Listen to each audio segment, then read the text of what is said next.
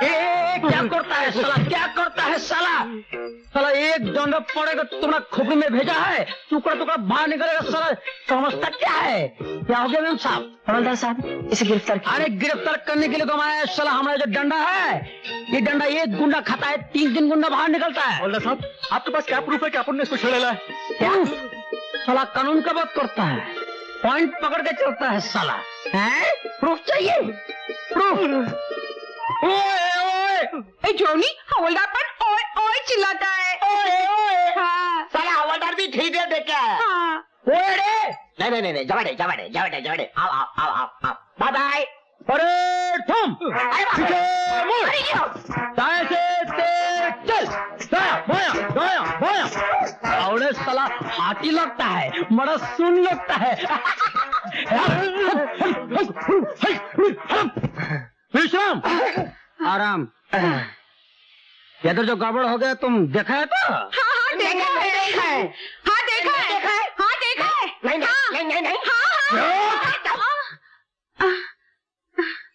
देखा है? हाँ देखा है। शामाटे बोले थे रुस्ता।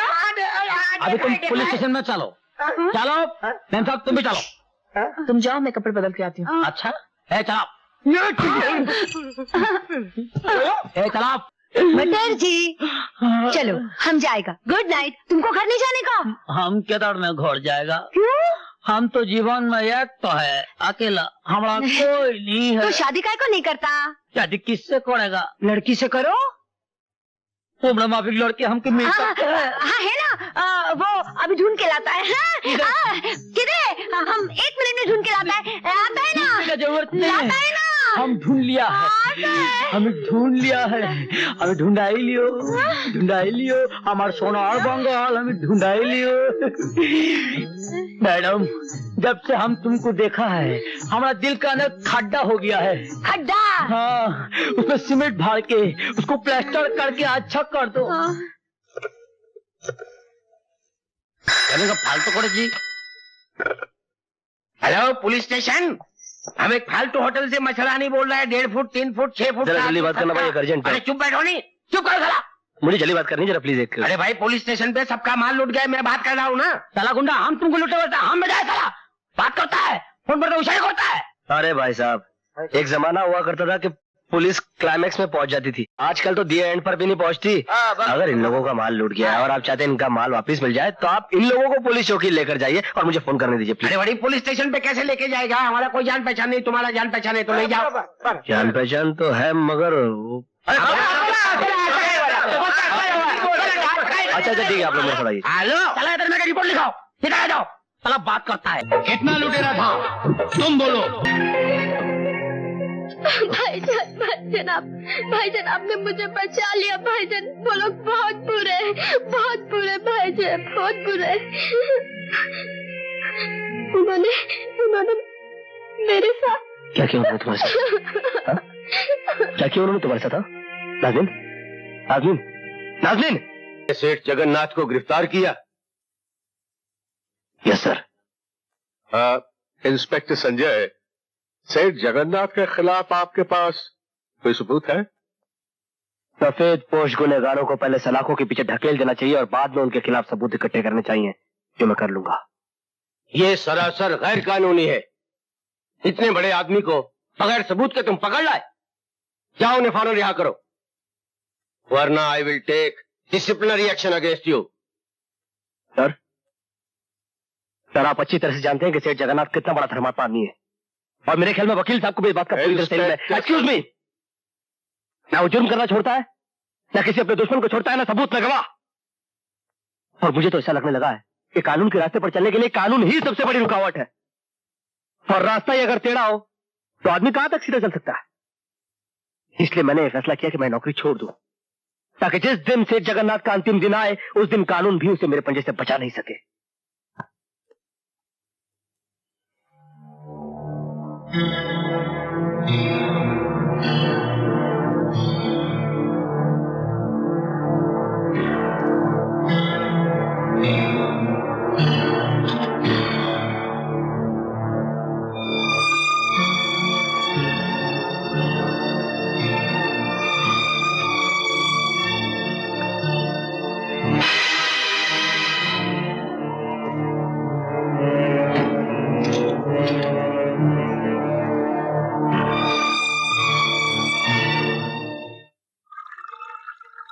ये लो वफादार गुप्ता, तुम्हारी पहली वफादारी का पहला इनाम। वफादारी करते रहोगे तो इनाम मिलते रहेंगे, वरना इनाम मिलते रहेंगे तो वफादारी होती रहेगी, वरना good good. Cheers.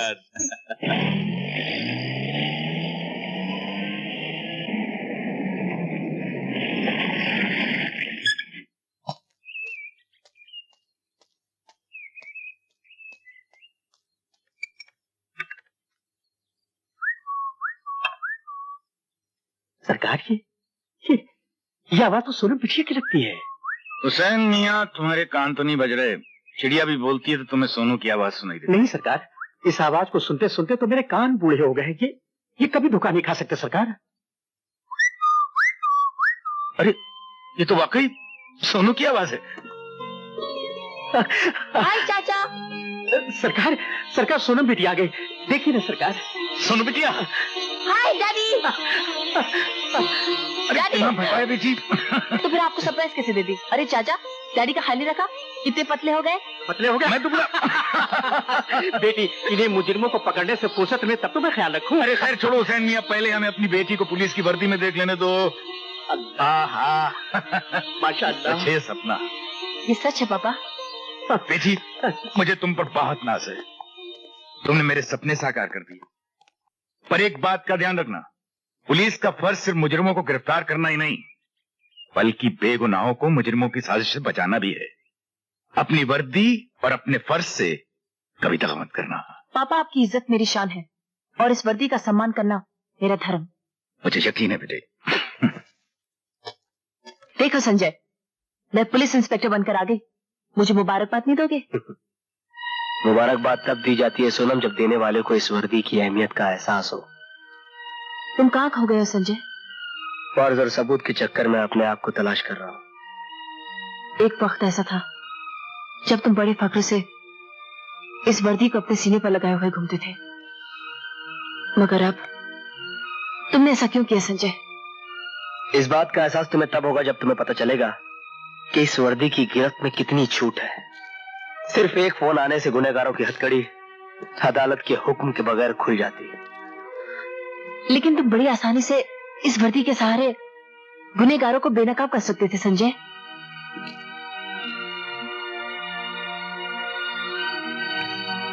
All the best.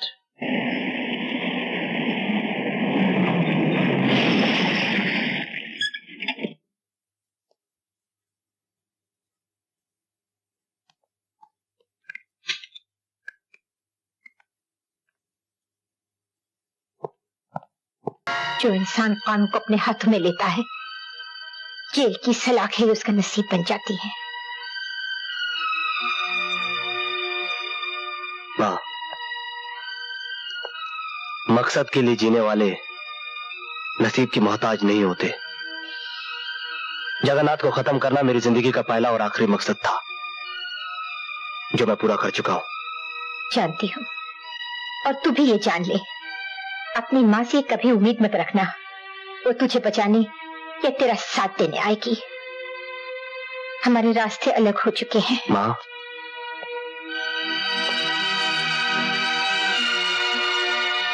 मालूम है,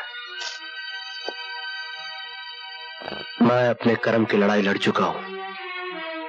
अब तू अपने धर्म की जंग लड़।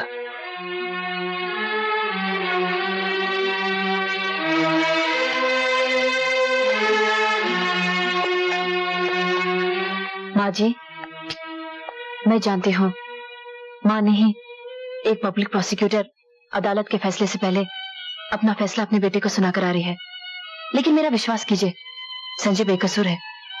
हर प्यार करने वाला अपनों के लिए यही सोचता है।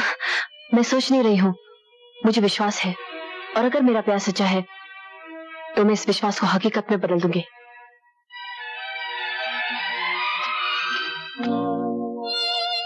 संजय, तुम एक गुनहगार से मिलने आई हो? मैं गुनहगार से नहीं, अपने प्यार से मिलने आई हूँ। मेरे कर्म तुम्हारे कानून की निगाह में गुनाह है सोनम। मुझसे जितना दूर रहोगी उतनी सुखी रहोगी। प्यार का रिश्ता आत्मा से होता है। अव्वल तो मैं मानती नहीं कि तुम गुनहगार हो, लेकिन अगर कानून की नजरों ने तुम्हें गुनहगार साबित कर दिया और तुम्हें सजा हो गई, तो मैं अपने प्यार की सौगंध खा के कहती हूँ, तुम्हारी यादों से अपनी मांग सजाऊंगी और जन्म जन्म तक तुम्हारी राह देखूंगी, जब तक तुम मुझे अपनी सुहागन बनाकर घर की चौखट के अंदर नहीं लेकर जाते।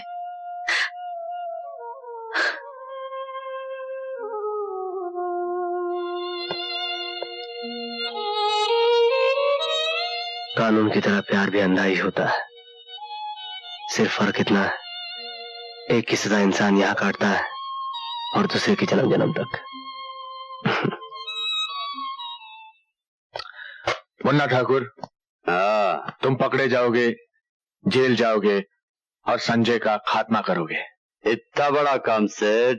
जितना बड़ा काम उतना बड़ा इनाम मुन्ना ठाकुर। समझ गया सेठ। हमार नाम मुन्ना ठाकुर। हम आदमी की गर्दन को एक ही झटके में चिड़िया की मुंडी की तरह मरोड़ देते हैं और उसके प्राण फुर्र से उठ जाते हैं। समझा का? और आज वो चिड़िया तू है, तू का? मुन्ना ठाकुर, तुम दुनिया वालों के लिए ठाकुर होगे, मगर मेरे लिए सिर्फ मुन्ना हो।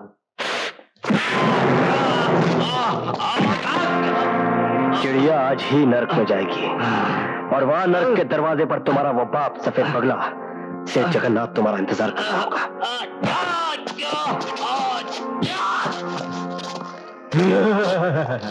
जगन्नाथ नर्क में नहीं, यही तुम्हारी लाश देखने के लिए जिंदा है का? और आज ही मुन्ना ठाकुर तो हर वास्ते यमराज बन के आए। मिस्टर वफादार गुप्ता, ये तुम्हारा असली नाम है? 100% असली सर। दरअसल हमारे एक वफादार कुत्ते की मौत के बाद मेरे माँ बाप ने मेरा नाम रखा वफादार गुप्ता। नाम वफादार है, लेकिन अपनी वर्दी और ओहदे से गद्दारी कर रहे हो। मैंने क्या किया सर? तुम घर की खबरें दुश्मनों तक पहुंचाते हो। मेरे पास रिपोर्ट आई है। तनख्वाह तुम सरकार से लेते हो, लेकिन नौकरी तुम उन गद्दारों की करते हो। एक बात याद रखना गुप्ता, घर का भेदी लंका ढाता है और मैं लंका ढाने वाले भेदियों का नामो निशान इस डिपार्टमेंट से मिटा देता हूं, समझे? सर, मेरे नाम का ये निशान आप देख रहे हैं? वफादार गुप्ता। और आप मेरी वफादारी पे शक कर रहे? मेरी? नहीं सर, आप मुझ पे शक नहीं कर रहे, पूरे डिपार्टमेंट पे शक कर रहे हैं। सर, आप खुद अपने आप पे शक कर रहे हैं, सिर्फ इसलिए सर कि मेरी वर्दी पे ये नेम प्लेट लगी है और आपकी वर्दी पे ये मेडल। सर, मेरी जिंदगी का एक ही मकसद है, ये मेडल हासिल करना, और उसके लिए अगर मुझे शहीद होना पड़ा सर, तो मैं हंसते हंसते फांसी पर चढ़ जाऊंगा सर। मैं जानता हूं सर, सरकारी नौकरी में आंसू और जज्बात की कोई कीमत नहीं है सर, मगर एक बात याद रखना सर, वफादार गुप्ता का सर कट जाएगा, किसी गद्दार के सामने झुकेगा नहीं सर। अब आप जो चाहे मेरे साथ सलूक कीजिए सर, चाहे मुझे जान से मार दीजिए सर, और चाहे मुझे छोड़ दीजिए सर। ठीक है, मैं अभी इस रिपोर्ट पर कोई एक्शन नहीं ले रहा हूं, तो मैं सिर्फ वार्निंग देकर छोड़ रहा हूं। पर एक बात याद रखना गुप्ता, सरकार वफादारी के लिए वफादारों को मेडल देती है और मैं गद्दारी के लिए गद्दारों को गोली मार देता हूं, समझे? You can go. Thank you sir.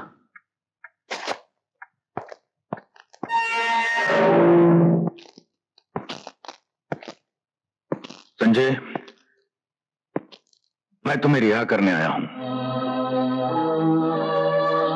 इस मेहरबानी की वजह?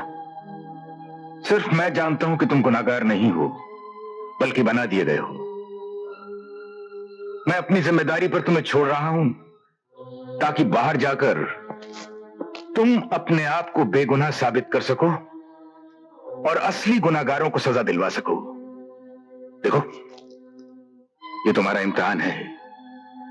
जिसके नतीजे का इंतजार मुझे रहेगा।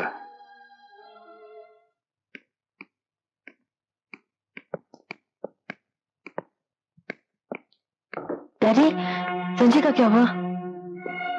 एक पुलिस ऑफिसर होते हुए भी एक अपराधी के लिए इतनी बेचैनी ताजुब है। डैडी, संजय अपराधी नहीं, निर्दोष है।